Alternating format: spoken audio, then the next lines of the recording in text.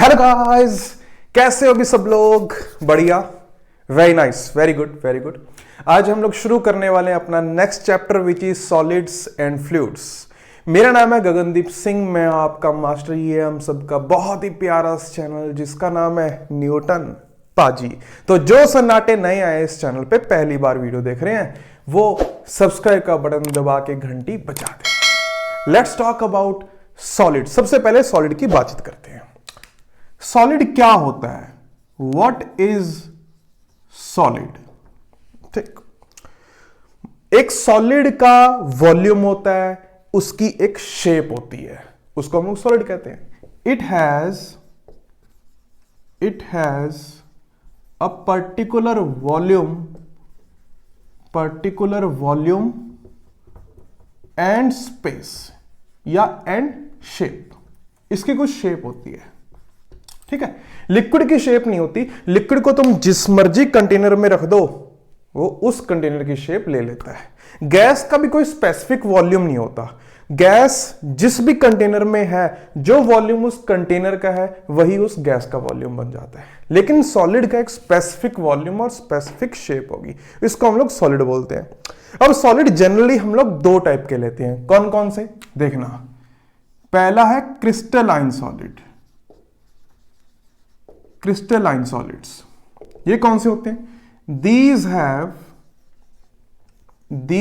have molecules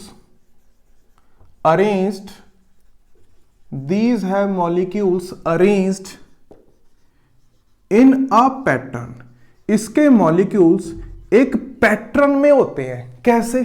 मान लो कि ये एक सॉलिड की शेप बना रहा हूं मैं, कुछ ऐसे।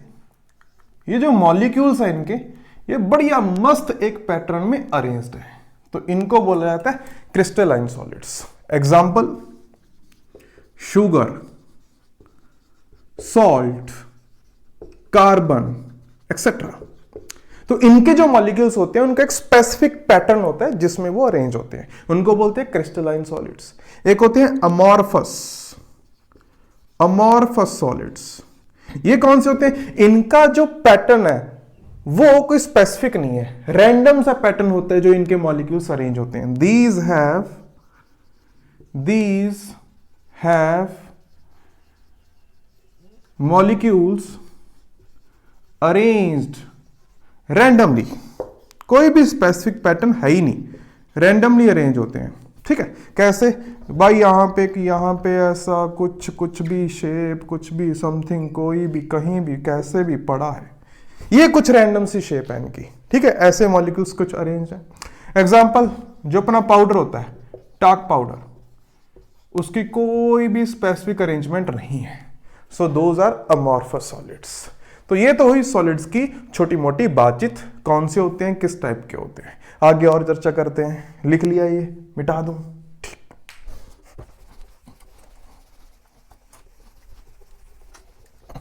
अब सॉलिड्स के पास एक ना प्रॉपर्टी होती है जिसको बोलते हैं इलास्टिसिटी। ध्यान देना, तुमने कभी स्प्रिंग खींचा? हाँ कि ना? जब तुम स्प्रिंग को खींचते हो और फिर छोड़ दो, क्या स्प्रिंग वापस अपनी ओरिजिनल जगह पर आ जाता है? हाँ। ये जो वापस अपनी ओरिजिनल शेप में आने की कैपेबिलिटी है, इसी को मटेरियल की इलास्टिसिटी प्रॉपर्टी बोलते हैं। समझ में आया? पक्का? बहुत बढ़िया। मान लो कि स्प्रिंग, वो अपने पेन में स्प्रिंग होता है ना, वो वाला ले लो, पेन वाला स्प्रिंग, उसको खींचो, थोड़ा सा खींच के छोड़ दिया, वापस अपनी जगह पे आ गया। लेकिन अगर तुम ज्यादा खींच दोगे तो वापस अपनी जगह पर नहीं आ पाता है, वो उसमें एक परमानेंट डिफॉर्मेशन आ जाती है। हाँ कि ना? ये जो प्रॉपर्टी है एक मटेरियल की वापस अपनी जगह पे ना आ पाने की, इसको प्लास्टिसिटी प्रॉपर्टी बोलते हैं। क्या ये समझ में आया? एक प्रॉपर्टी होती है इलास्टिसिटी, जो उस मटेरियल को वापस अपनी ओरिजिनल शेप में लाने की कोशिश करती है। एक प्रॉपर्टी होती है प्लास्टिसिटी, जो वापस रिगेन करने में रुकावट डालती है, रिगेन नहीं करवाना चाहती। उस प्रॉपर्टी को प्लास्टिसिटी बोलते हैं। समझ में आया? पक्का? लिखते हैं। सबसे पहले हेडिंग डालो elasticity.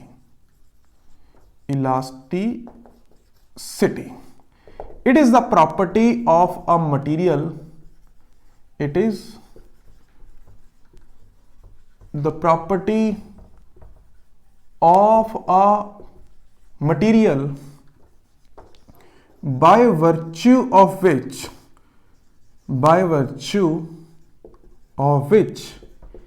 it regains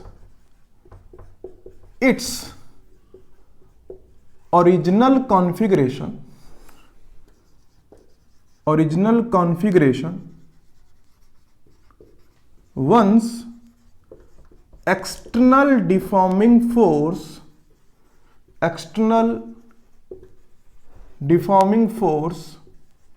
is removed जो तुम एक्सटर्नल फोर्स लगा रहे हो जिससे उस स्प्रिंग को खींच रहे हो, जब तुम वो एक्सटर्नल डिफॉर्मिंग फोर्स को छोड़ दोगे तो वापस वो अपनी रिगेन करेगा शेप। इसी प्रॉपर्टी को इलास्टिसिटी बोलते हैं। समझ में आया? कंप्लीटली इलास्टिक दुनिया में कोई मटेरियल नहीं है, ऐसा कोई मटेरियल नहीं है जो कंप्लीटली ओरिजिनल शेप में वापस चला जाए। नियर टू इलास्टिक मटेरियल्स हैं, ठीक है, there are some crystallines which are near to elastic but not completely elastic. ये बात चमकनी चाहिए। नेक्स्ट, प्लास्टिसिटी प्रॉपर्टी के बारे में भी चर्चा कर लेते हैं। Plasticity, it is the property of a material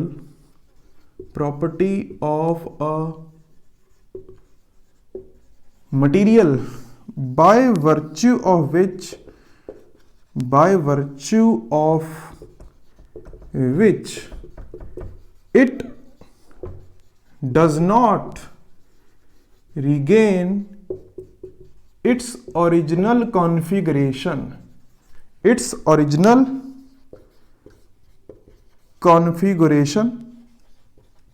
once the external deforming force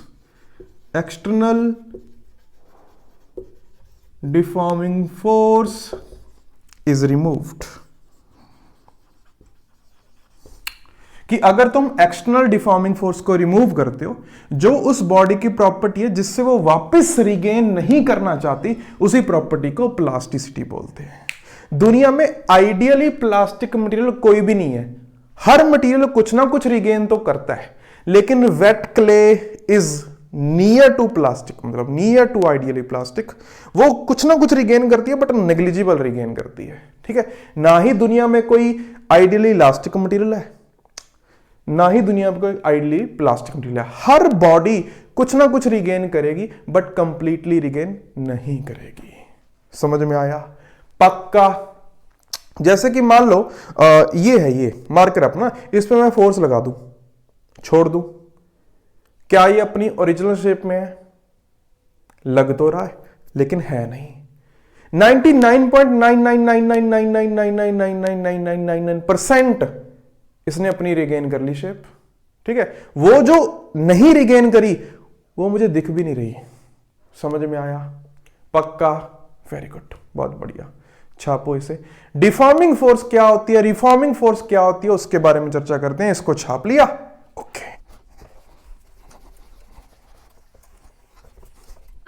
मान लीजिए कि अपने पास एक स्प्रिंग है, ऐसे बढ़िया मस्त, ठीक। मैंने इसको खींच लिया तो ये खिंच गया। एफ फोर्स लगाई थी मैंने, तो स्प्रिंग फोर्स भी तो लग रही होगी ना, जो इसको वापस अपनी जगह पे ला रही होगी, हाँ कि ना। इसमें कुछ एक्स एक्सटेंशन आ गया मान लो, तो स्प्रिंग फोर्स इसको लेफ्ट में ले जाने के लिए कोशिश करेगा, एक्सटर्नल फोर्स इसको राइट में ले जाने की कोशिश करेगा। There will be a point जहां पे एक्सटर्नल फोर्स और स्प्रिंग फोर्स इक्विलिब्रियम में आ जाएंगे और ये सब कुछ रुक जाएगा, हाँ कि ना। ये जो फोर्स है जो इसको डिफॉर्म करने की कोशिश कर रहा है, इसको बोलते हैं डिफॉर्मिंग फोर्स, राइट। ये जो फोर्स है जो सिस्टम के अंदर से आया, मटेरियल अंदर से लगा रहा है, इसको बोलते हैं रिफॉर्मिंग फोर्स, जो मटेरियल को रिफॉर्म करने की कोशिश कर रहा है। समझ में आया? डेफिनेशन लिख लेते हैं। Deforming force, deforming force, it is the external force, it is the external force acting on the body, acting on the body to deform it, to deform it. उसको डिफॉर्म करने के लिए जो भी तुम एक्सटर्नल फोर्स लगा रहे हो उसको हम लोग डिफॉर्मिंग फोर्स बोलते हैं। अच्छा भाई साहब, तो रिफॉर्मिंग फोर्स क्या हुआ? What is reforming force? It is the force developed within the body, within the body opposite to deforming forces, opposite to deforming force. ये मटेरियल के द्वारा लगाई गई एक फोर्स है जो डिफॉर्मिंग फोर्स को अपोज करती है। जब इक्विलिब्रियम अचीव हो जाएगा तो दोनों का मैग्नीट्यूड बराबर होगा। हाँ कि ना? इक्विलिब्रियम मतलब net force zero, net force zero मतलब जो देखो हाँ कि ना यार? बिल्कुल। सो एट इक्विलिब्रियम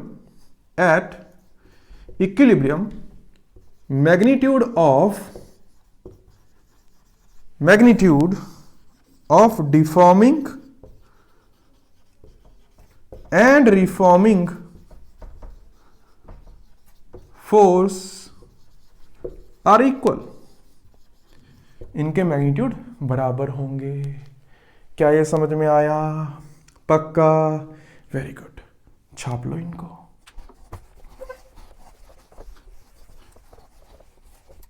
चलिए भाई, अब बात करते हैं स्ट्रेस की। स्ट्रेस क्या होता है? स्ट्रेस सर जब पेपर आते हैं तो जो दिमाग में होता है उसको स्ट्रेस बोलते हैं। नहीं, मटेरियल्स के अंदर भी स्ट्रेस आता है, उनकी चर्चा कर रहे हैं हम लोग। मटेरियल के अंदर स्ट्रेस देखो, जब तुमने डिफॉर्मिंग फोर्स लगाई, ठीक है, तो क्या अंदर रिफॉर्मिंग फोर्स भी बनी? हाँ कि ना? जो अंदर रिफॉर्मिंग फोर्स बनी वही forces per unit area of the material को स्ट्रेस कहते हैं। कि मटेरियल के कितने एरिया में कितनी फोर्स डेवलप हो रही है, वहीं से स्ट्रेस डिफाइन होता है। कैसे?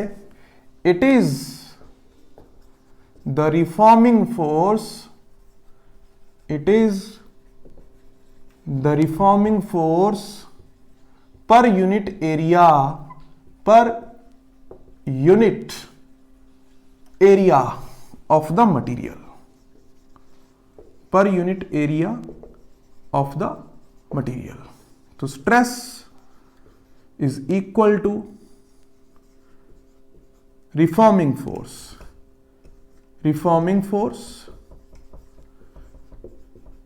per unit area F by A।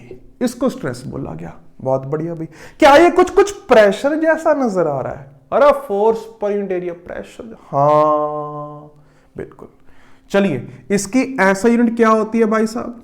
Newton पर मीटर स्क्वायर, पास्कल भी बोल देते हैं। हाँ कि ना? बिल्कुल सर, मजा आया। कितने टाइप के स्ट्रेस होते हैं अपनी जिंदगी में? 3 टाइप के स्ट्रेस। कैसे? ध्यान देना। Types of stresses, types. First, normal और longitudinal stress. Longitudinal stress, normal या लॉन्गिट्यूडनल। नॉर्मल का मतलब परपेंडिकुलर। मान लीजिए कि अपने पास एक बॉडी है ऐसे, ठीक है, उस पे मैं ऐसे फोर्स, ये इधर दीवार है, मान लो दीवार से चिपकी हुई है, मैं ऐसे फोर्स लगा रहा हूं बॉडी पे। इसका क्रॉस सेक्शन एरिया है A। क्या ये फोर्स सरफेस के परपेंडिकुलर है? हाँ। तो यहां पे जो इस बॉडी के अंदर स्ट्रेस डेवलप होगा उसे बोलेंगे लॉन्गिट्यूडनल या नॉर्मल स्ट्रेस। समझ में आया? So this stress, longitudinal stress is equal to force perpendicular to surface divide by area of cross section. Is it right? पक्का? अब ये भी होते हैं 2 टाइप के। कैसे? ध्यान देना। मान लीजिए कि ये तुम्हारा सिलेंडर है, तुम फोर्स ऐसे लगा रहे हो, ठीक, कुछ इस टाइप से। तो क्या इसके अंदर टेंशन आएगी बॉडी के अंदर? हां, तो यहां पे जो स्ट्रेस डेवलप होगा उसको बोलेंगे टेंसाइल स्ट्रेस। कौन सा स्ट्रेस? Tensile stress. लेकिन मान लीजिए कि यही अपना सिलेंडर, लेकिन मैं फोर्स कुछ ऐसे लगा रहा हूं कि बॉडी कंप्रेस हो जाए, तो यहां पे जो स्ट्रेस डेवलप होगा उसको बोलते हैं कंप्रेसिव स्ट्रेस। कौन सा? कंप्रेसिव स्ट्रेस, क्योंकि यहां पे कंप्रेशन होगा। अरे हाँ ना बोलो सन्नाटो, यहां पे कंप्रेशन होगा, यहां पे टेंशन आएगी, तो यहां पे टेंसाइल स्ट्रेस, यहां पे कंप्रेसिव स्ट्रेस। मैग्नीट्यूड वही, सेम कहानी, force, area. Is it right? पक्का। First type of stress longitudinal stress. दो स्ट्रेस और हैं, उनके बारे में चर्चा करते हैं। मिटा दूं। सेकंड स्ट्रेस की चर्चा करते हैं, इसको बोलते हैं टेंजेंशियल या फिर शियर स्ट्रेस। शियर स्ट्रेस, पहले वाला नॉर्मल था, ये टेंजेंशियल है। मान लो कि अपनी एक बॉडी कुछ ऐसे, बॉडी सीधी बनाओ, अपनी एक बॉडी कुछ ऐसे फिक्स है, बड़ी गंदी बॉडी बनी है, दोबारा बनाते हैं।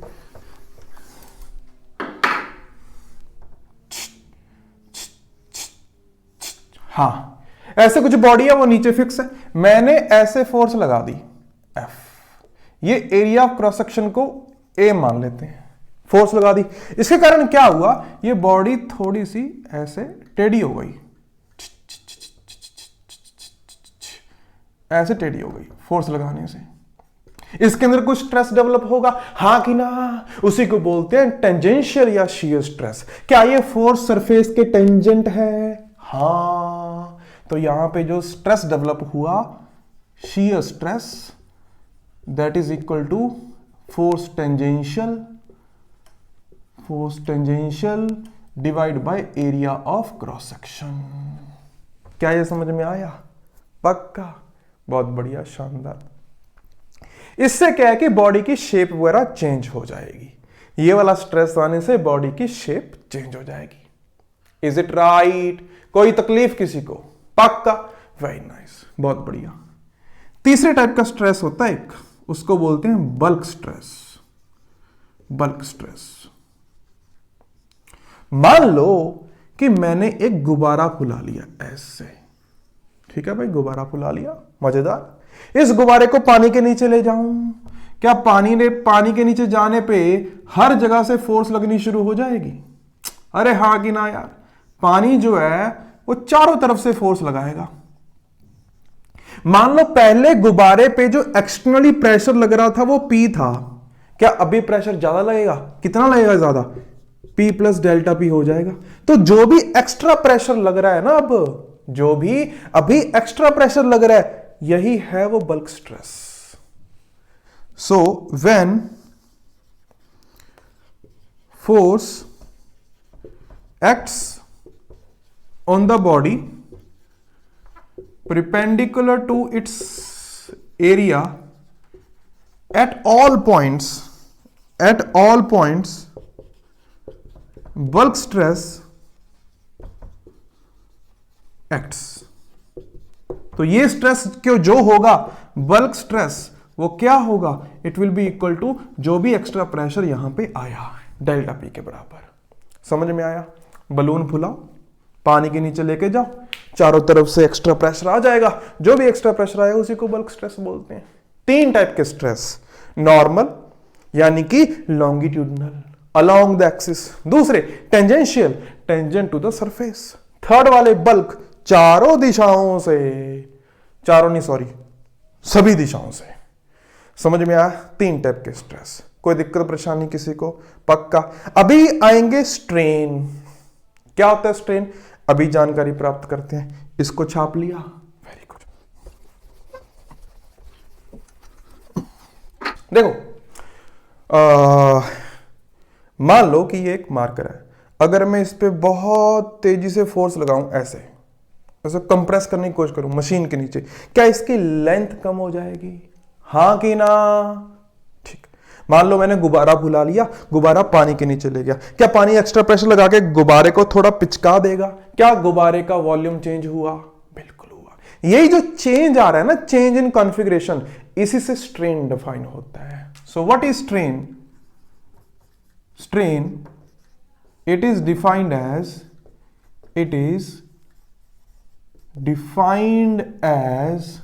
change in configuration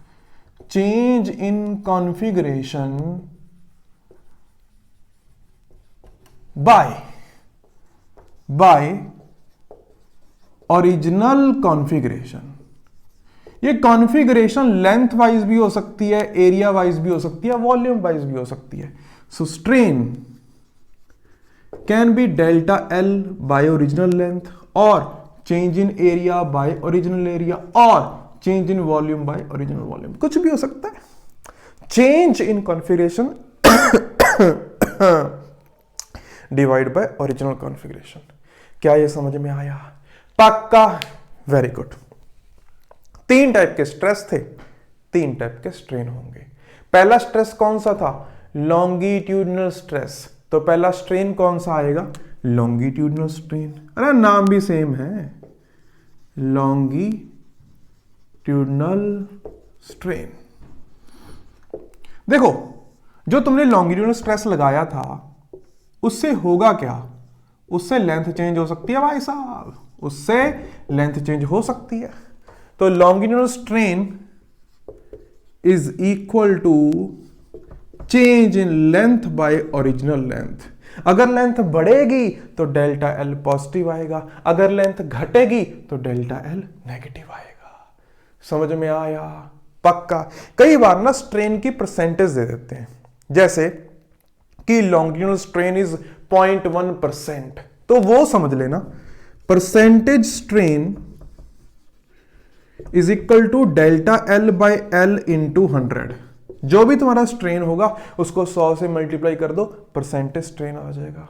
एग्जाम्पल, अगर गिवन है कि percentage strain is equal to 0.1%, find delta L by L, strain निकालो। और परसेंटेज में दे रखा है delta L by L into 100 दे रखा है, कितना? 0.1। तो डेल्टा एल बाय एल कितना आया? और बहुत आसान, 0.001। अरे सही लिखा क्या मैंने? हाँ सही लिखा है। समझ में आई बात? पक्का। कंफ्यूज नहीं होना अपने को, बहुत बढ़िया। तो ये फर्स्ट स्ट्रेस के लिए पहला स्ट्रेन, लॉन्गिट्यूडनल स्ट्रेस के लिए लॉन्गिट्यूडनल स्ट्रेन। दूसरा स्ट्रेस कौन सा था? अभी उस पर विचार करते हैं। मिटा दूं? दूसरा स्ट्रेस कौन सा था? दूसरा स्ट्रेस था शीयर स्ट्रेस। तो दूसरा स्ट्रेन कौन सा आएगा? Shear strain. वेरी सिंपल यार, शीयर स्ट्रेन। देखो डायग्राम बनाते हैं। कुछ ऐसे अपनी बॉडी थी, है ना, तो वो कुछ ऐसे हो गई, ठीक, तो वो कुछ शिफ्ट हो गई, एंगल थीटा टेढ़ी हो गई। वो मान लेते हैं कि एक्स शिफ्ट हो गई, वो एक्स, ठीक है, इसको एक्स इसको एल मान लेता हूं। तुमने कुछ फोर्स एफ लगाई थी, बहुत बढ़िया, शानदार, मजा आया। तो जो शीयर स्ट्रेन डिफाइन होता है that is equal to theta. ये थीटा शीयर स्ट्रेन डिफाइन होता है। जब तुम सॉलिड्स की बातचीत कर रहे होगे ये थीटा बहुत छोटा होगा, तुम्हें पता भी नहीं लगेगा, बहुत छोटा होगा ये थीटा, हाँ कि ना। छोटे थीटा को क्या मैं टेन थीटा लिख सकता हूं? हाँ कि ना। और टेन थीटा कितना होगा? X divide by L. यही होता है शीयर स्ट्रेन डिफाइन, कि तुम्हारा एक फेस कितना शिफ्ट हो गया है, divide by perpendicular length of that face. Face के परपेंडिकुलर कितनी लेंथ है उससे डिवाइड करना अपने को, x बाय एल। समझ में आया? इस तरीके से शीयर स्ट्रेन डिफाइन होता है। कोई दिक्कत परेशानी? पक्का, वेरी गुड। थर्ड टाइप का कौन सा स्ट्रेस था? Bulk stress. उससे क्या होता है? Volume change. तो कौन सा स्ट्रेन डिफाइन होगा? Volumetric strain. Volumetric strain. तो मान लीजिए अपने पास एक बलून था। क्या था? बलून। वो तुम्हारा पानी के नीचे ले गए तुम, उससे क्या हुआ? हर जगह से प्रेशर लगा तो वॉल्यूम तुम्हारा कम हो गया। कैसे कम हो गया? पहले V था, अभी V माइनस डेल्टा V हो गया, डेल्टा V कम हो गया। तो volumetric strain is defined as change in volume divide by original volume. तो ये डिफाइन होता है वॉल्यूमेट्रिक स्ट्रेन। अरे किसी को कोई तकलीफ? समझ में आया? पक्का? Very good. अच्छा, ये जो बल्क स्ट्रेस होता है ना, इससे एक तो तुम्हारी शेप चेंज हो भी सकती है और नहीं भी।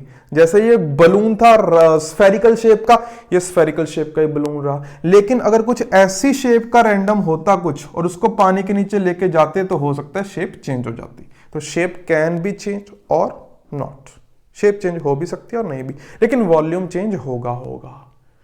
कौन से स्ट्रेस से? बल्क स्ट्रेस से। क्या ये समझ में आई तुम्हें? 3 टाइप के स्ट्रेस होते हैं, नॉर्मल या लॉन्गिट्यूडनल स्ट्रेस, दूसरा शियर स्ट्रेस या tangential stress, third bulk stress.